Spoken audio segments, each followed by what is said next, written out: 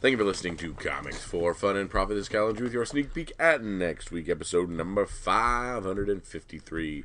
Comics originally releasing February the 19th, 2020. But before Drew and I get into what's coming up in your local comic book shop this coming Wednesday, Drew, happy Valentine's Day. And is there anything else on the docket? Oh, be mine. Be Yes, mine. absolutely. That's awesome. What a made-up, silly Hallmark holiday, huh? Spoken like a man.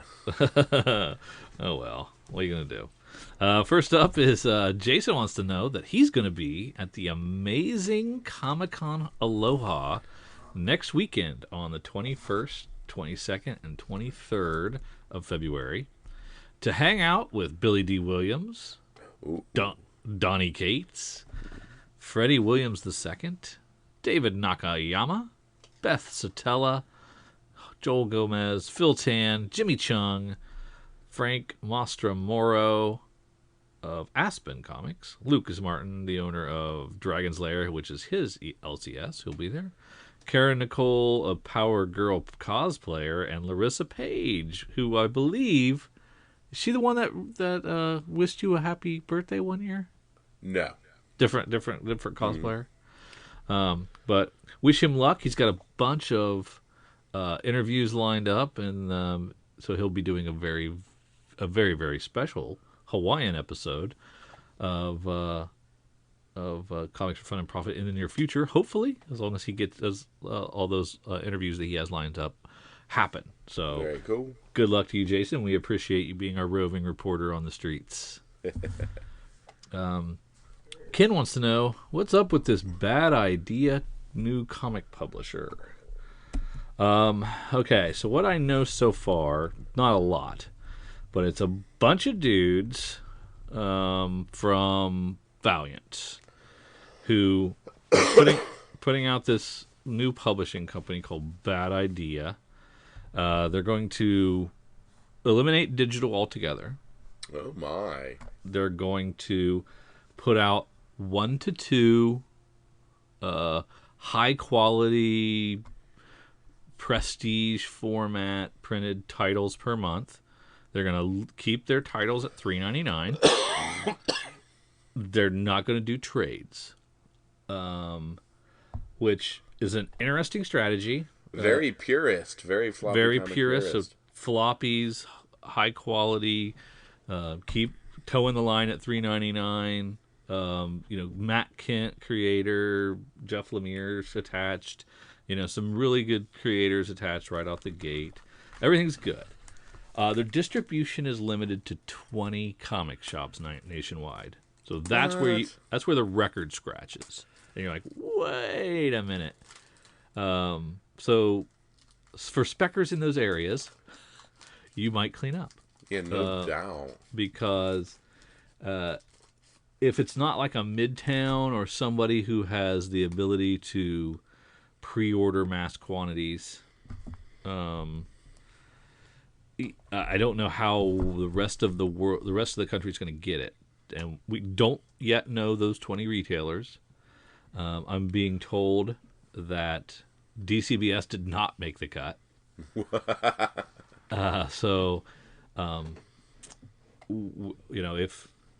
If our good friends at Cowabunga Comics are one of the chosen 20, it would be awesome. Boy, do I hope so. That would be really cool. I'm imagining someone like a Midtown might be, but if DCBS didn't make the cut, maybe they're being very selective at just. Our boy Wolf will be fine. Yeah, well, if they make it, they haven't released that list. They said the first issue that's coming out is called ENIAC, ENIAC, and it's Matt Kent and Doug Braithwaite doing it. Nice cover. I don't have a lot of details on it quite yet. Looks like, this could be another Aftershock style, good quality creators, good quality stories. But their delivery model and some of the stuff that they're doing with the decisions they're making are interesting and head scratching. Yeah. So, I don't. I mean, I'm a digital guy, so it's kind of a bummer they're not doing digital, but I get it. And like you said, it's like a purist. No trades are going to be collected, so you get on board the floppy train or you miss out. They're not doing variants. There are no variant covers. So it like you said, it's kind of back to basics, comic storytelling and publishing. And we'll see. Sounds like something I'd be into if available. Yeah, yeah. Now I don't. They're not going to stay with the 20. There's an initial 20 store rollout, and they're going to expand it slowly to 50 by the end of the year. I think is the plan, or by the end of a year. I don't know if it's by a calendar year or rolling 12. So I think this ENIAC doesn't come out until May. So we'll get some more information and details as it trickles out. I'm intrigued, and I'm going to keep my ear on the grindstone. That's not how it goes. Ear to the ground. I'm going to keep my ear to the ground on those guys, and keep our ear where an ear should be. Exactly. So yeah, that's the skinny that I know so far, and we'll stay tuned. Stay tuned for more. Sounds pretty cool. Yeah, it does sound pretty cool. We do have, even though Eric was on vacation, he sent us a FOC, which was nice. Yeah, so we have our FOC, which is our final order cutoff. It's our ability to order some books that we may not have picked up on previews or maybe caught on to a little late or want to add a few things to our order. So we have up until midday on Monday to add those items to our lists and get them in time just as if we'd ordered them from the previews catalog. So it's just a nice little way to spend a little bit more money on books and not have to chase them in the secondary market. So Drew and I like to go through and see what we can find. Before we do that, the list that we get curated from Eric at Cowabunga Comics comes directly into our emails, and he's got a few featured FOC items, starting with the facsimile edition of Detective Comics 38 by our good man Bill Finger and Bob Kane. We also have the DC Comics 80th Anniversary 100-page Super Spectacular #1. He is highlighting the 1970s Kari Andrews variant. Yeah, normally a $10 book there. We have a nice little image comic by Jonathan Hickman, so I know Drew's interested. We have Decorum #1 of an 8-issue series. The cover right there. From our friends at Marvel, Cable #1, written by Jerry Duggan. Something I'm interested in from Marvel, Star Wars Bounty Hunters #1. So that looks pretty cool. And then from Oni Press, Agratsuko #2. That's good, as close as anybody could do that one. That's all I'm getting in there. But Drew, let's see if we can find anything else in there. Good stuff too. We'll check out that Robin thing. That Robin Giant looks pretty neat. Let's see. We're looking at Dark Horse. Anything for us here? I don't see anything. Nothing I need. Criminal Macabre ending. If you need to play catch up on that. I never Batman can remember. 89 going to a second print. Yeah. Yeah, that's good. I guess people are digging it. Yeah. We got some dollar comics. A really creepy looking Robin from 1991. Available for $1. Okay, so I see it now. Okay, so the facsimile is the first appearance of Robin, and then we're also doing the 80th anniversary 100-page super special honoring Robin.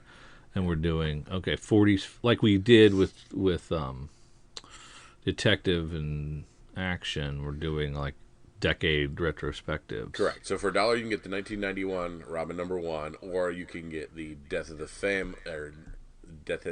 Family issue, also for $1. The Death of Robin. Oh, yes, that's a good one.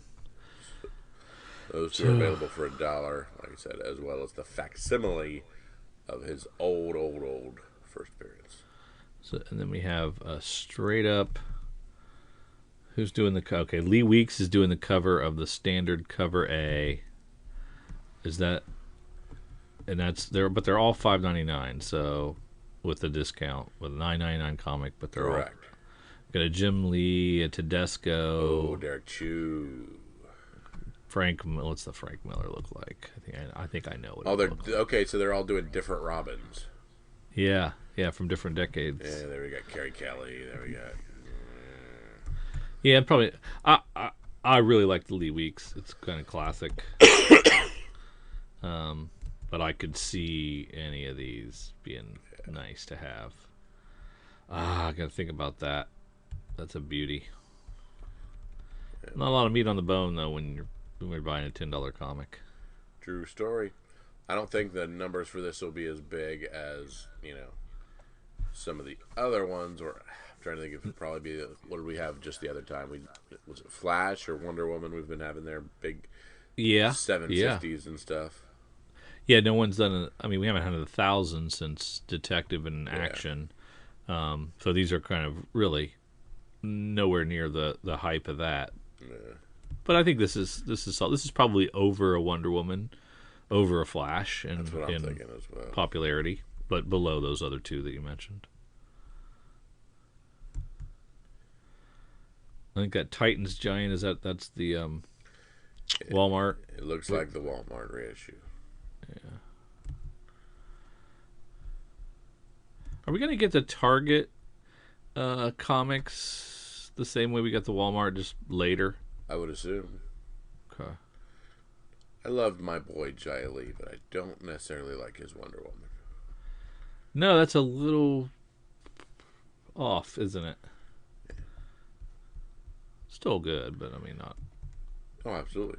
But not 100% in sync with me. I get it. Really nice variant edition on Flash 751 as well.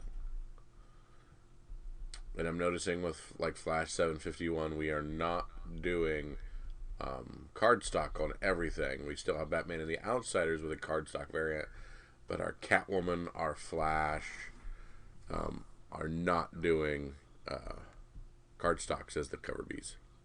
What did you say? Okay, so Batman and the Outsiders is Correct. But it's a Del Auto. Yes. What does that look like? I bet it's beauty. So it looks great. Yeah, it's Del Auto, so it looks. Is that Ra's al Ghul? Ra's al That's Ghul, nice. yeah. Very nice. Who else is doing a cardstock? That's it. The rest were.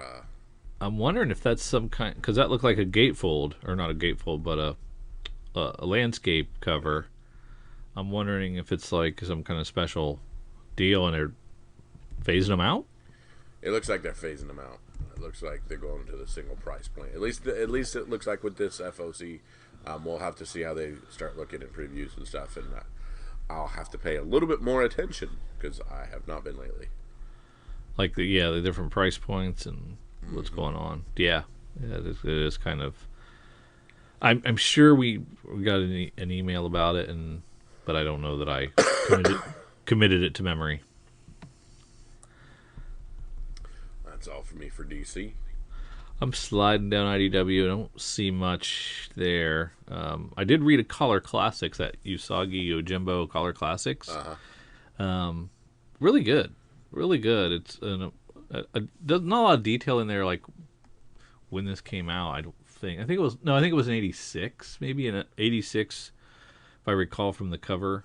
It was an 1986 recolored Usagi, so I would have never have seen that. And it's kind of cool that now I get another chance at it with a color wash on it, and it's kind of a cool idea. Go back to the well. I hope it sells. Yeah, very cool.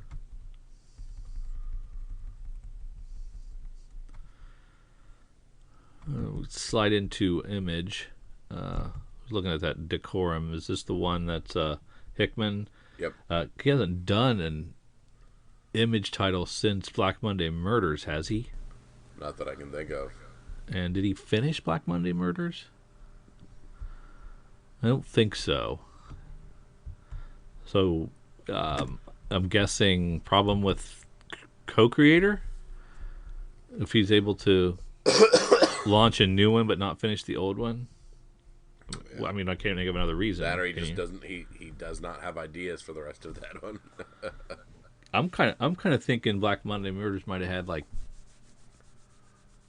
3 or 4 issues. Did it get more than that? I'd have to look it up, and I'm not going to do that.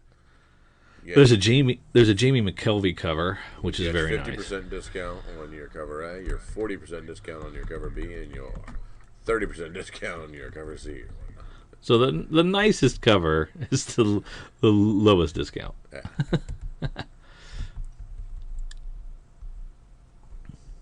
We got a Snot Girl from July. It's Jeez, yeah. finally coming around.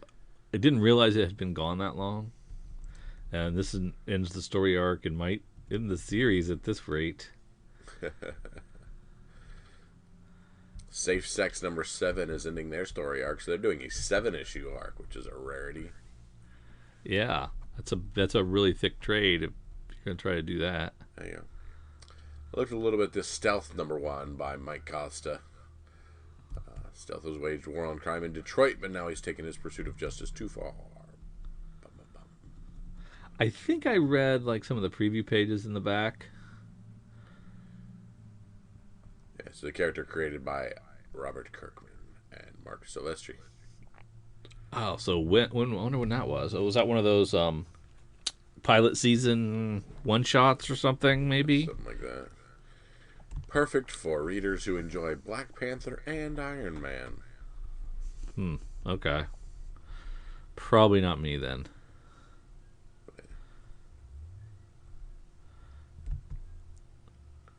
Down in Marvel, we've got a Ryan Brown variant for Amazing Spider-Man 41. Which We're going to have a Spider-Woman variant on a lot of stuff this week. What's the deal? Spider-Woman. Why? We haven't tried to show her yet. Oh, okay. Just cause. Yeah. Cable number 1. Are we interested in Cable? No, probably not. But that's just me. Yeah, You know, not getting a look at the Scotty Young cover. I'm not a Deadpool guy, not a mutant guy, really. I'll say the most interested I've been in Cable is when Deadpool 2 came out. Yeah, yeah. I enjoyed the cinematic version. That was fun. But we'll see. Could be good. Was he played by the same guy who did Thanos? Yes, indeed. Oh, that's weird when they do that. How dare they cash 2 paychecks? True. Hawkeye Freefall number 4 feels like it's late, but it's not. I am gonna have to catch that in trade and give it another shot. I tried to read the first issue; it really didn't grab me, but I might give it another shot if people say it's good. Did you end up reading that Immortal Hulk Great Powers number 1? I did. It was wonderful. Was and it going to a second print? It's Tom Taylor, so it was no. I should have expected it to be great, but I really did like it. There you go. If you missed it, here's your chance to pick it up. Going to a second print and a different cover with the second printing. Oh, with Melina. Yeah. Oh, that is a nice cover. Yeah, it was. I mean, it was a really cool story. They could revisit it again too. I mean, So it was a one shot? I don't know. They could maybe not. It felt like it could have been. It was like, hey, here's a fun story of what happened, and they could revisit it if they wanted to. But I don't. I think it was just the one story.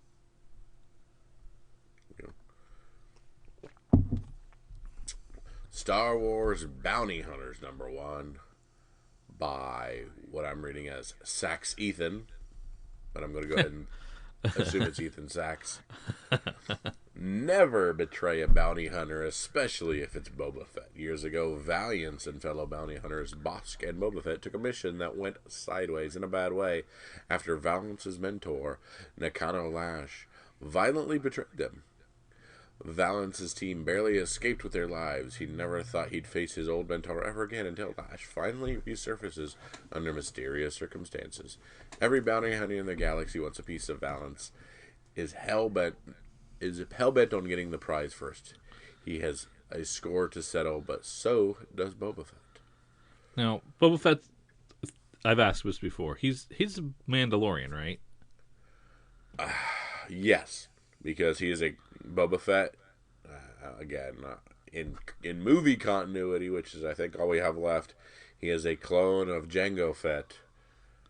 So he's not like our Mandalorian on Disney Plus. No, he is not from Mandalore on Disney Plus. He is somebody who has taken up the religion philosophy of the Mandalorians in the armor. And he's not, I believe that the Boba Fett we speak of is a born from the, hypothetically he's of Mandalorian descent, but he is, I think, in these still considered a clone of Jango. Oh man, I think I want to read this. Yeah, it seems kind of neat, and I like Bosk, so that's always awesome. Yeah, I do think I want to read this. Yeah, it definitely looks like it might be worth dipping your toes in. This will get me by until Mandalorian season 2. Yeah, which is coming out in October. They are speeding through that one. That's a whole year. I know, but that's way sooner than I thought. Oh, I did.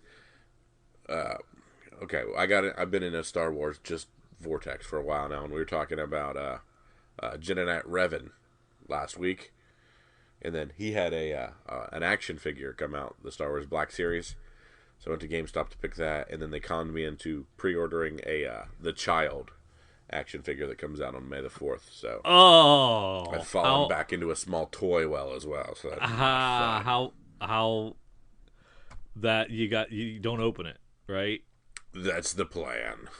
You're gonna have to sell that bad boy and not play with it. Yeah. That's cool. That's brilliant. I'm surprised there's not a ton of that stuff out. Well, that's the thing in The Mandalorian wanting to keep the Child a secret for the show. They did not ramp up pre-production at all on that character, and so missed out on 6 months of $1 billion in sales. Kept the surprise though, didn't they? But did it for the sake of the surprise, which I respect the heck out of. But that's crazy.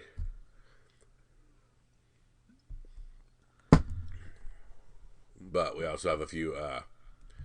Also, if you're doing the Star Wars, we also have some different covers as well. We got this really cool. Where was the one? It's unfortunately obnoxiously expensive. Was it? Could not tell you which one, but one of them is really cool. Are we talking about the Bounty Hunters ones? Yeah. Was Johnson a golden? Oh no, the Andrews one that's regular cover is the other bubble one, which is actually pretty cool looking. Yeah, that's really nice. Yeah, that is really nice. Yeah, I mean, I don't know who thinks there's Star Wars fatigue, but not for me. Yeah, I thought there was for a little bit of time, but then like for a second. Yeah, we've got the 7th season of Clone Wars coming out on Disney Plus here in a month or whatnot. So I've been rewatching all of that, which has got me spiraling down Star Wars stuff again. And I've been told that they've collected like the 20 episodes of Clone Wars that you should watch if you haven't watched it to get you caught up. Well, they also have watch them in this actual chronological order. So I've been watching them bouncing back and forth to watch everything complete chronological. Thinking about dipping my toe into the old animation waters. You've told me so many times that I do not believe you. I know. I just need to carve out some time. There you go. I need to carve out some time. I always binge it. That's on some time when I don't have anything going on. And then I can say I have. What's the other one? It's Rebels, Clone Wars, and is there another one? Rebels and Clone Wars are the real two. But there's two versions of Clone Wars. What many people consider the good one, which is the old Cartoon Network one, which is Samurai Jack style, is we're not doing that one anymore. We're on just the regular Ahsoka Tano stuff for the Clone Wars. And what do you think? I really like the old Samurai Jack ones a lot too. But yeah, I mean, right now I'm just kind of into everything. Yeah. There's no such thing as Star Wars fatigue. Drew, are you you're a into jerk. the Submariner? Is the question. I am not. He's the one with little wings on his ankles, right? Sure, but there is a cool Delato variant for Submariner Marvel Snapshot #1. Nice little Oh, grill dog. okay, that is pretty neat. What is this about? It's just that here's why this guy's a classic character, Yeah, exactly. and Kurt Busiek's involved. Yep. Ooh, Jerry Ordway. Okay, well, okay, I'm interested. Brings you a total of 8 new and unusual viewpoints on Marvel's history and the Marvel heroes. Is this the very first one that we're getting? The very first snapshot? Yeah, seems like it. Okay. Well, that's good. I like that. I like that because he doesn't show up that often, and always usually on a team or stuck in the background or something. Yeah. It doesn't really get his own front and center. So yeah, I guess I'll give it a shot. There you go.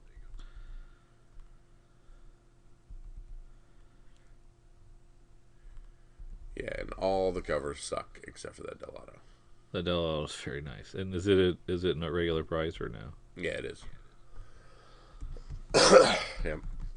Huh? That's pretty nice. Thor 229 facsimile edition. Don't know what the deal is there. Just a classic Thor story. Continuing the first appearances of Wolverine. Oh, okay. So after the Hulk 181. Yeah, I think. I don't know. That's weird. I did not know that. Interesting. Yep. Well, if you go on down to Boom, we've got a Ghosted in L.A. #9 has been a really fun series. I enjoy it a lot. BB3 I dropped. Red Mother, couldn't get into it, but it's my guy from Jeremy Hahn and what's the other guy's name? Anyway, Jeremy Hahn. It's Jeremy Hahn from The Beauty. Danny who's doing Luckert. this. And I just didn't hook me, which is a bummer. Yeah, because I the first really one like. going to a 4th press, so it's hooked a few people. Yeah, it's hooked a lot of people. And it could be one of those things where I was just not in the right mood, need to revisit it later. There you go. Been there before. Sweetheart #1 from Action Labs. Really enjoyed that Man Who Effed Up Time. That was your pick. Uh-huh. Was it last week or a couple weeks ago? Couple weeks, yeah.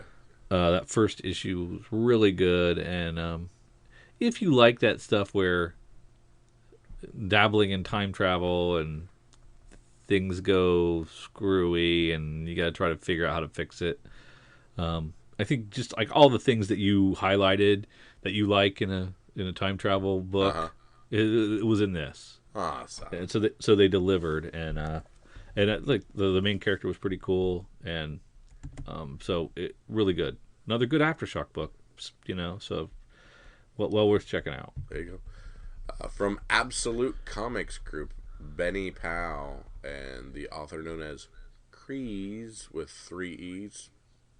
Okay. Comes I Make Boys Cry from the creators of White Widow. This is the finale in a 2-part crossover event that began in White Widow. So never mind. I don't understand. You also got Cat Shit, Volume 1 by Motofumi Kabayashi. It's war manga filled with painstaking detail. Returns from Antarctic Press. You just wanted to say the title. I did. Cat Shit, Volume 1. That's all I got for the FOC, brother. Yep, me too. Few things on there to highlight.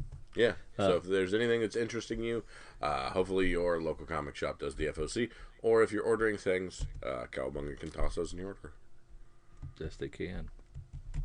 Now we got ourselves a Comic-Con Top 10. It looks like we're getting back on a schedule that we get the top 10 on the second Friday of the month, and we'll get the full top 300 on the third Friday, and everything will be glorious. Life will be back to normal. Again. What we're looking at so far for January is January versus December was down a couple of percentage points. January of this year versus January of last year down 8%, which is pretty significant because January is not normally a great month anyway. So to be even more down is not good.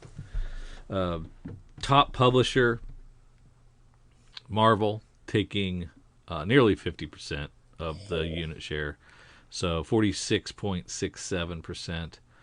Then DC takes nearly 30% of comics sold. So between the two of them, we're looking at 75%, 3/4 of the market right there. Those two publishers. Image taking 5% with their third place. We got a couple of people that are on their heels and with 3 percentage points each. IDW and Boom. Not sure who's in a stronger position to, challenge them for that third slot. I mean, 2 percentage points is probably a lot. A lot of money. That's a lot of comics to sell. But if Image continues to slide and one of those two takes hold, continues to rise, it's possible that Image falters to 4, which it's within a couple of percentage points, like I said. So Dark Horse at 2, Viz or Dynamite also at 2, Viz at 1, and everybody else below that. That makes up the last 5%.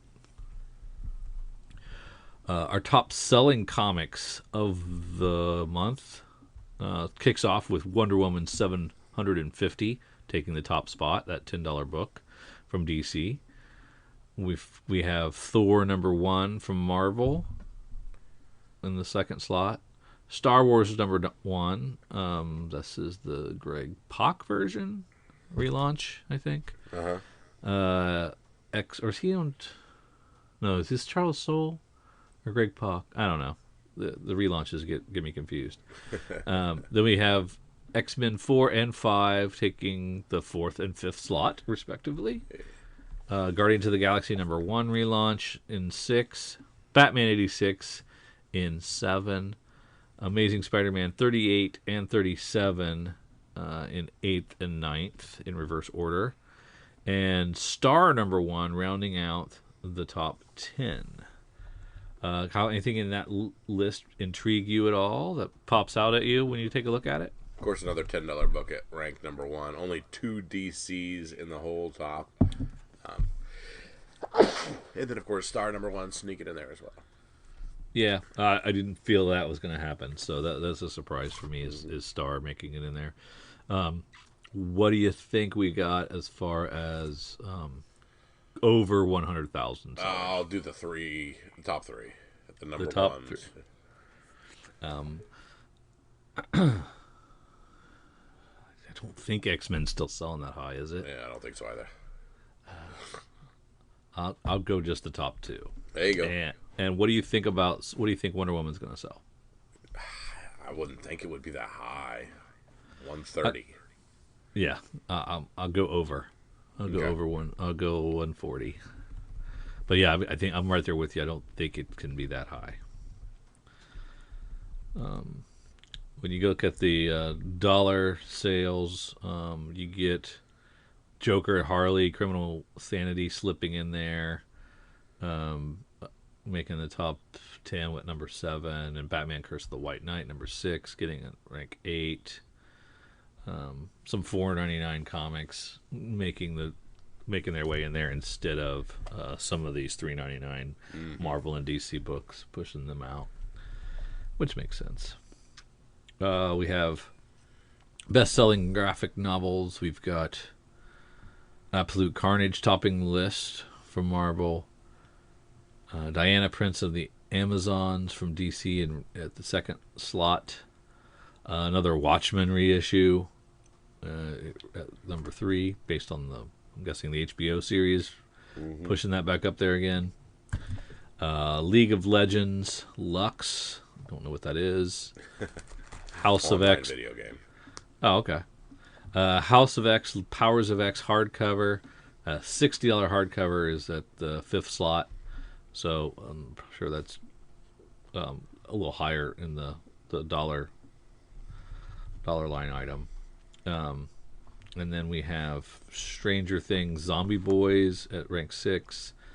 My Hero Academia Volume 22 at 7. Black Hammer Volume 4. Age of Doom Part 2 at 8. Green Lantern Legacy at 9. And Wonder Woman Warbringer rounding out the top 10 top sellers. And of course these are just going into comic shops, just being purchased through Diamond. So comic shops are getting their books from booksellers. They're not counted on this list. Let's see who's over flooding the market with too many comics. Well, guess what? It's Marvel. Marvel and DC both. Marvel at 101 comics shipped, and DC at right behind, nipping on their heels at 98 comics shipped. 56 trades from Marvel, 30 DC. So between the two of them, they're pushing 300 comics and graphic novels shipped, which is a lot. Image shipped 43 comics. IDW 35. Boom only 22. So you can see with Boom's 22, and they've got a 3% market share, and Image shipping 43, almost double, to get just 5%. You can kind of see that is a possibility. They could overtake them, like Eric has mentioned, I think, in the past. Let's see, anybody else of note stick out there?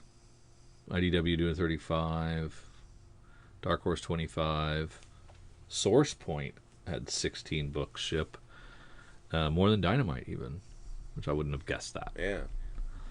With a whopping total of nearly 500 comics, a little over 400 graphic novels and trades, and when you throw in the magazines, a grand total of 932 items shipped from the publishers for the month, which is more than one person can read. Even if you really want to, and you try your hardest, you can't read nearly 1,000 things a month. I don't think. I'm laying down the gauntlet. Somebody wants to try it, let me know how it works out. Anything else pique your interest on all that stuff? I just can't wait for the real numbers. Yeah, we'll see how we did, and how bad or how okay the numbers really are. There you go. And I think we're ready for our sneak peek at this point. All right, of course, we're going to head over to previewsworld.com. We're going to find new releases. We're going to find ourselves February the 19th, 2020. And Drew, let's start where we love to start. Let's start in Image, and hopefully we can find a couple pick of the weeks. We have another Deadly Class. It's a little delayed. Rick Remenders must be spread thin, doing some other things. He's got a lot of books out, but looking forward to reading that one. Lucy Carrot Claire Redemption, chugging along at its third issue. It's a good book. Like that a lot. On the stump, what is that? That is the Chuck Brown. It is the campaign trail is paved with blood and broken bones. Oh, okay. Yeah. Spawn 305 with its slew of covers, and it's still $2.99. Hats off, Todd McFarlane. Undiscovered Country 1 on a fourth print, 3 on a second print, and issue 4 available Wednesday. And the McKelvey cover looks like a Wick-Div cover. Yes, it does. I was thinking the same thing. He just didn't. That was laying around, left over from Wicked and Divine days, and he's like, I'll do one. We'll put antlers on it. We'll repurpose it. Yeah, there you go. On to Dark Horse, where we have Matt Kent writing a 5-issue series called Bang, with number 1 available now. And this one, we found out already. Back to print. Yep. I believe. I believe so as well. Very hot. Anything nothing else else in there. Dark Horse? Uh-uh. Not a big Hellboy guy. Down to IDW. Nope. Oh, Oh, there's a card stock with Batman 89. there you go. And we saw, didn't we see Batman 89 was also going to a second printing in the FOC list earlier? Correct, yes. Okay, interesting. Deceased Unkillables, #1. Yeah, I'm glad they're going back to the well again on this. It's been really fun, and Tom Taylor's been doing a great job, so why not? What did the villains do when the heroes failed and the world ended? Sounds like there's some cool stuff there. Yeah, there's still stories to be told, a la just like Injustice. There you go. Dollar Comics Flash Rebirth, Dollar Comics, and it's my Deathstroke origin that I have 2 copies of sitting here. Love Is that Plunge a Black Label? Oh, you're way ahead of me, sorry. No, it's a Joe Hill. Yeah. Hill House. All right. Well, then I'm in. Either way, I'm in. 3rd issue of Superman Smashes the Klan. I'm looking forward to that. 8th issue of Superman's pal, Jimmy Olsen. Looking forward to that. Good, exciting stuff. We have the last Joker Killer Smile. Who's doing that one? I just clicked off that. It's Jeff Lemire. Oh, is it? Yep. I missed out on this one somehow. Yeah. Was it the price tag? It must have been the price tag. Andrea Sorrentino and Jordi Belair. That's too bad. I probably missed out. 2nd edition is Wonder Woman Dead Earth, #2. Did you do the first one? Yeah, it was good. I liked it, so I'll check this out. So we have Wonder Woman and we have Post-Apocalyptic. So here we go. 2 of 4. Yeah, it's definitely good. All right, let's head down to Marvel. Anybody reading these 2020 things? No, nobody. Everybody has said, nah. Oh, yeah. It was not well marketed. I don't think anybody really understood what was going on. Or just maybe it's just me. Either way. I do not like the rebranding of Spider-Gwen as Ghost Spider either. But that's just me. Yeah, it doesn't make sense and it seems unnecessary, but maybe they had a Gwen problem. Star #1, we talked about it going to a second print. Or, I'm sorry, we talked about it selling so darn well. Now Yes. Here we see you can get a second print. My apologies. There's our $8 Wolverine #1 launch. Scotty Young looks fun. All the covers are nice. The Alex Ross, of course, probably the best for me. Yeah. But we're not going to fall for that again, are we, Kyle? No, not for $8. You couldn't. No. Down to Dynamite. Lots of Sonias, Vampirellos, Deja sure- Thoris's. They must know their market because they crank out a ton of variants on those. If we slide down to Boom, we've got another Heartbeat, which has been good, and another set, Something is Killing Children, which has been very good. I like both of those a lot. And well, no, those are just reprints. I was of going to say, Something's- that's the 6th print of the first one, and that is a cool looking 6th print of the first one, too. Dang. Yeah, just, if you want to catch up, You have the ability. you have the ability. All right, down to some of our smaller publishers. And what they're doing in Archie is instead of like launching a Katie Keene miniseries, they're launching it within the pages of Archie. Mm-hmm. So I don't know that I like that because I mean they put a bunch of other Archie junk out. Yeah, no right? kidding. We got Archie meets the B-52s just a couple of lines down from here. So I'm not sure why they didn't just make this a Katie Keene book, unless they thought it would not sell. I'm not sure. But yeah, so I noticed that it was kind of came out of nowhere. I picked up an Archie and was like, oh, this isn't really Archie.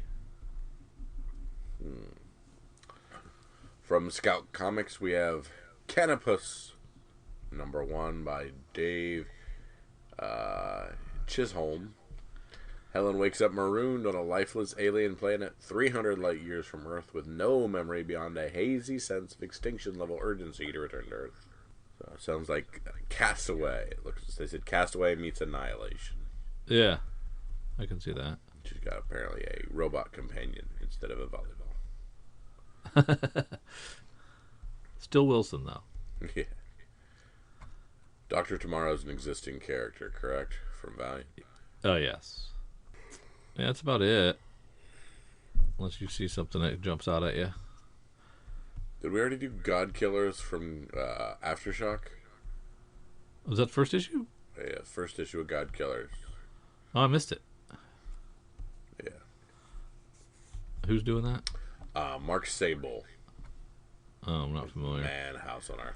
Abdul Al-Harazad is an Arab-American folklore professor turned soldier whose fear of death stems from an uncertainty about the existence of an afterlife. Then he joins the God Killers, a special forces unit tasked with igniting insurgents who use mythological creatures as weapons of mass destruction. I think they're fighting insurgents. That typo is wrong. Yeah. Yeah, Jeremy Hahn's doing a cover. Yep. So, interesting. I know I pre-ordered it. I mean, you can't go wrong with Aftershock. I mean, they've earned. They haven't made a lot of money, but they've pumped out good quality. Really good quality stuff. Holy crap! Another rag sighting. Oh, was this a 9? 6 of 7. 6 of 7. No, I was giving it too much credit. Way too much credit. That's it for me. All right, this point of the podcast where I asked for your pick of the week. What's the one pick to make sure you go around? Sorry, I got sidetracked by Savage Bastards from Mad Cave, but I don't know what I care about that. What's the pick of the week? What's the one pick that you think is the best book of this week to pick up on a spec perspective or whatnot, and hold on to and make sure you can make a little bit of money off of? For me, it's Bang. I'm flip-flopping on A and B.